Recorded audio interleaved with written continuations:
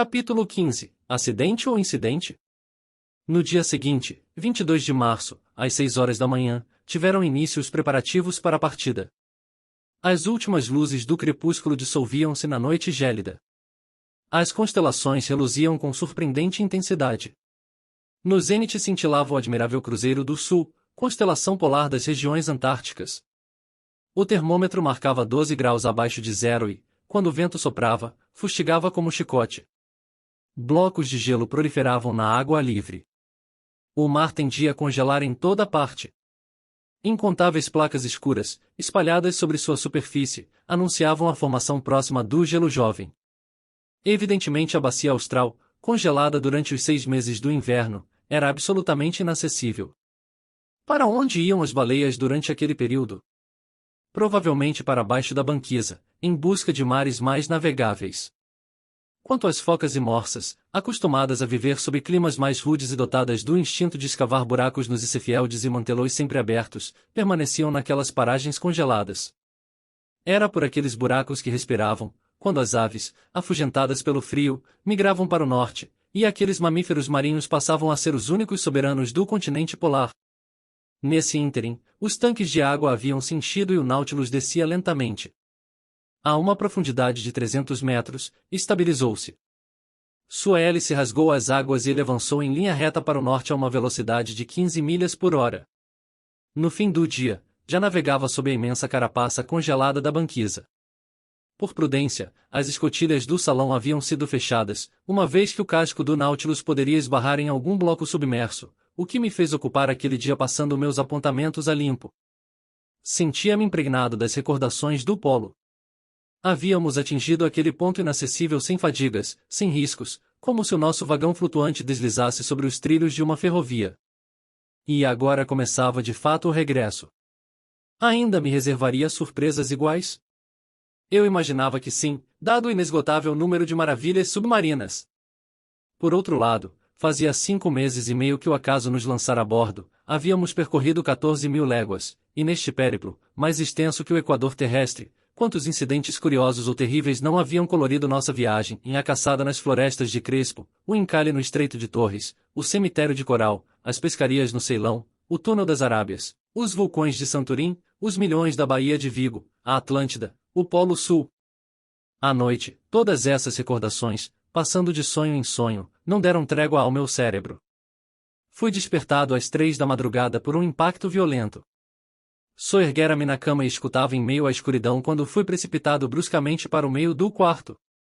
Evidentemente, o Nautilus perdia o prumo após uma colisão. Apoiei-me nas paredes e me arrastei pelas coxias até o salão iluminado. Os móveis estavam derrubados. Felizmente, os expositores, solidamente fixados no chão, haviam resistido. Os painéis de estibordo, devido ao deslocamento vertical, juntaram-se às tapeçarias, enquanto os de bombordo delas se distanciavam 30 centímetros por sua moldura inferior. O Nautilus estava deitado a estibordo e, como se não bastasse, absolutamente imóvel. Ouvi barulho de passos e vozes confusas, mas o capitão Nemo não apareceu. Quando eu ia deixar o salão, Ned Land e Conselho entraram. "O que está havendo?" Perguntei imediatamente. "É o que vim saber do patrão", respondeu o Conselho. "Com 1000 diabos!" exclamou o canadense. "E eu não sei." O Nautilus colidiu. A julgar pela inclinação lateral, não creio que se ceife como na primeira vez, no Estreito de Torres. "Mas pelo menos retornou à superfície?" perguntei. "Ignoramos", respondeu o Conselho. "É fácil saber." Consultei o manômetro. Para meu espanto, indicava uma profundidade de 360 metros.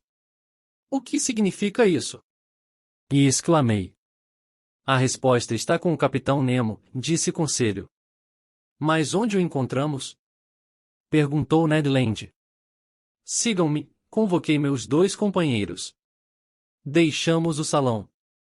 Na biblioteca, ninguém. Na escadaria central, no posto da tripulação, ninguém. Imaginei que o capitão Nemo estivesse tomando providências na casinha do timoneiro. Melhor esperar. Voltamos os 3 ao salão. Enfrentei silenciosamente as vociferações do canadense. tinha razões de sobra para se exaltar. Deixei-o descarregar o mau humor a seu bel prazer, sem retrucar. Estávamos assim fazia 20 minutos, buscando flagrar os menores ruídos que se produzissem no interior do Nautilus, quando o capitão Nemo entrou. Pareceu não nos ver. Sua fisionomia, em geral tão impassível, revelava certa preocupação. Observou silenciosamente a bússola e o manômetro e veio pousar o dedo sobre um ponto do planisfério, na área que reproduz os mares austrais. A princípio não quis interrompê-lo, contudo, decorridos alguns instantes, quando ele se voltou, interpelei-o da mesma forma que no Estreito de Torres, em um incidente, capitão? Não, professor, foi a sua resposta, um acidente dessa vez. Grave? Talvez. Há perigo iminente? Não. O Nautilus encalhou? Sim. E esse encalhe é resultado de um capricho da natureza, não de falha humana. Manobramos corretamente, mas é impossível lutar contra a lógica do equilíbrio. Podemos desafiar as leis humanas, não resistir às leis naturais. Momento singular escolhido pelo capitão Nemo para entregar-se àquela reflexão filosófica. Resumindo, sua resposta não me esclareceu nada. Posso saber, capitão, perguntei, a causa desse acidente? Um enorme bloco de gelo, uma montanha inteira desmoronou, ele explicou. Quando os icebergs são minados em sua base por águas mais quentes ou impactos reiterados, seu centro de gravidade sobe, o que os desloca e provoca deslizamentos. Foi o que aconteceu. Um desses blocos, ao desmoronar, chocou-se com o Nautilus, que navegava submerso. Em seguida, escorregando sob seu casco e levantando com uma força irresistível, arrastou-o para camadas menos densas do oceano, onde ele se encontra deitado de lado. Mas não é possível libertar o Nautilus esvaziando os tanques, de maneira a reequilibrá-lo? É o que está sendo feito neste momento, professor. Pode ouvir as bombas funcionarem. Observe o ponteiro do manômetro. Indica que o Nautilus está subindo, mas o bloco de gelo está vindo junto com ele, até que um obstáculo detenha esse movimento ascensional, nossa posição permanecerá inalterável. Com efeito, o Nautilus continuava deitado a estibordo. Provavelmente se aprumaria, quando o bloco repousasse.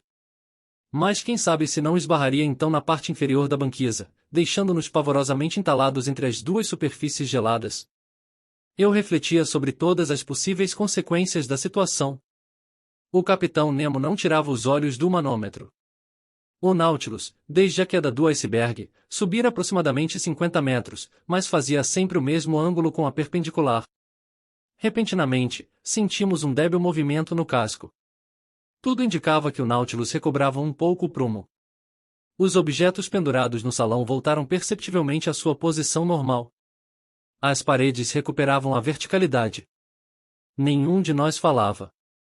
Tensos, observávamos, sentíamos-nos novamente aprumados. O assoalho voltará à horizontal novamente. 10 minutos se passaram. Finalmente endireitamos. E exclamei. Sim, confirmou o capitão Nemo, dirigindo-se à porta do salão. E flutuaremos? Indaguei. Certamente, asseverou ele, uma vez que os tanques ainda não estão vazios e que, uma vez esvaziados, o Nautilus deverá novamente alçar-se à superfície das águas. Mal o capitão saiu, percebi, por suas ordens, que haviam detido o avanço ascensional do Nautilus. Com efeito, caso contrário ele não tardaria a colidir com a parte inferior da banquisa, sendo preferível mantê-lo entre duas águas. Por um triz. Foram então as palavras de conselho. É verdade. Poderíamos ter ficado entalados entre esses blocos de gelo, ou, no mínimo, presos. E, sem condições de renovar o ar. Realmente, foi por um triz. Se é que acabou, murmurou Ned Land. Não quis entrar numa discussão que não ia levar a lugar nenhum, e não respondi. Aliás, as escotilhas foram descerradas naquele momento e a luz externa irrompeu através da vidraça liberada. Flutuávamos na água, repito. Porém, a uma distância de 10 metros e de ambos os lados do Nautilus, deparávamos-nos com uma ofuscante chapa de gelo. Em cima e embaixo, a mesma chapa. Em cima, porque a superfície inferior da banquisa estendia-se como um imenso teto. Embaixo, porque o bloco deslocado, deslizando gradativamente, encontrara nos paredões laterais 2 pontos de apoio que o conservavam naquela posição. O Nautilus estava preso num verdadeiro túnel de gelo, de aproximadamente 20 metros de largura, tomado por águas tranquilas. Era-lhe então fácil sair dali, avançando fosse para frente, fosse para trás, e em seguida escapar, algumas centenas de metros mais abaixo, por uma passagem livre sob a banquisa. O teto luminoso se apagara, mesmo assim o salão resplandecia intensamente. É que a poderosa reverberação das paredes de gelo refletia violentamente o facho do farol. Eu não saberia descrever o efeito dos raios voltaicos sobre aqueles blocos maciços caprichosamente decupados, dos quais cada ângulo, cada aresta, cada faceta irradiava uma luminosidade diferente, conforme a natureza dos veios que corriam no gelo. Mina deslumbrante de pedras preciosas, em especial safiras, que digladiavam seus jatos azuis com o verde das esmeraldas. Aqui e ali, matizes opalinos de uma delicadeza infinita corriam em meio a pontos ardentes como diamantes de fogo cujo brilho o olhar não aguentava. A intensidade do farol era centuplicada, como a de uma lanterna através das lâminas lenticulares de um potente holofote. Que beleza! Que beleza! E exclamava Conselho. É verdade, um espetáculo admirável. Acrescentei. Não concorda, né? Com 1000 diabos, sim. Soltou-se Ned Land. É soberbo. É triste ser obrigado a concordar. Nunca se viu nada igual. Mas esse espetáculo pode nos custar caro. E, já que é para dizer tudo, penso que vemos aqui coisas que Deus não queria que o homem visse. Ned tinha razão. Era terrivelmente belo. De repente um grito de conselho fez com que eu me voltasse. O que há? Perguntei. Que o patrão feche os olhos. Que o patrão não o veja. Dizendo isso, Conselho aplicava com força as mãos sobre as pálpebras. Mas o que há, meu rapaz? Estou ofuscado, cego. Meus olhares dirigiram-se involuntariamente para a vidraça, mas não pude suportar o fogo que a devorava. Compreendi o que acontecerá. O Nautilus acabava de pôr-se em marcha a grande velocidade. Todos os tranquilos fragmentos das muralhas de gelo haviam então se transformado em raios fulgurantes. Os fogos daquelas miríades de diamantes se confundiam. O Nautilus, propelido por sua hélice, viajava dentro de um invólucro de raios. As escotilhas do salão se fecharam. Conservamos as mãos nos olhos, impregnados daqueles fulgores concêntricos que flutuam na retina quando os raios solares a castigam em excesso. Precisamos esperar um pouco que a turvação de nossas vistas melhorasse. Finalmente, baixamos as mãos. Por Deus, eu nunca teria acreditado, disse Conselho. E eu ainda não acredito. Reforçou o canadense. Quando voltarmos à Terra, acrescentou Conselho, cansados dessas maravilhas da natureza, o que pensaremos dos míseros continentes e das modestas obras forjadas pela mão dos homens? Não. O mundo habitado não é mais digno de nós. Tais palavras na boca de um impassível Flamengo mostram o grau de ebulição de nosso entusiasmo. Mas o canadense logo nos chamou à realidade, o mundo habitado. Disse, balançando a cabeça. Esqueça, amigo Conselho, não voltaremos a pôr os pés nele. Eram 5 horas da manhã. Naquele momento, sentimos um impacto na proa do Nautilus. Compreendi que seu esporão acabava de colidir com um bloco de gelo. Era possivelmente uma manobra equivocada, pois aquele túnel submarino, obstruído por blocos de gelo, não propiciava uma navegação fácil. Pensei então que o capitão Nemo, alterando sua rota, ou contornaria aqueles obstáculos ou acompanharia os meandros do túnel. Em todo caso, não havia mais como interromper seu avanço. Apesar disso, contrariando minha expectativa, o Nautilus adotou um movimento retrógrado bastante pronunciado. Estamos dando ré? Perguntou o Conselho. Sim, respondi. O túnel não deve ter saída por aquele lado. O que significa? A manobra é bem simples. E expliquei. Voltaremos por onde viemos e sairemos pela passagem ao sul. Só isso. Assim falando, eu queria parecer mais tranquilo do que de fato estava. Enquanto isso, o movimento retrógrado do Nautilus se acelerava e, navegando a contra-hélice, arrastava-nos celeremente. Mais um atraso, reclamou Ned. O que importa algumas horas a mais ou a menos, contanto que saiamos? O que importa, arremedou Ned Land, contanto que saiamos. Fui até a biblioteca. Meus companheiros, sentados, estavam em silêncio. Logo me joguei num divã e peguei um livro, que meus olhos percorreram mecanicamente. Um quarto de hora depois, Conselho, tendo se aproximado de mim, indagou: "E é muito interessante o que o patrão está lendo?" "Interessantíssimo", respondi. "Acredito. É o livro do patrão que o patrão está lendo." "Meu livro?" Com efeito, sem me dar conta, eu tinha na mão a obra sobre as grandes profundezas submarinas. Fechei-o e voltei ao meu vai-vem. Ned e Conselho levantaram para retirar-se. "Fiquem, amigos", eu disse, retendo-os. "Não nos dispersemos até sairmos desse beco." "O patrão é quem manda", foi a resposta de Conselho. Algumas horas se passaram. Consultei repetidamente os instrumentos pendurados na parede do salão.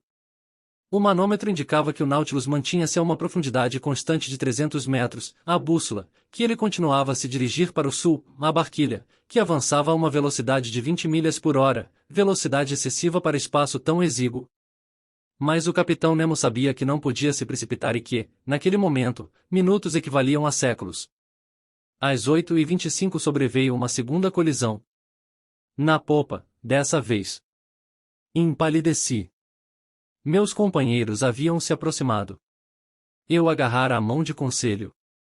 Nos interrogávamos com o olhar, mais diretamente do que se as palavras houvessem interpretado nosso pensamento. Naquele instante, o capitão adentrou o salão.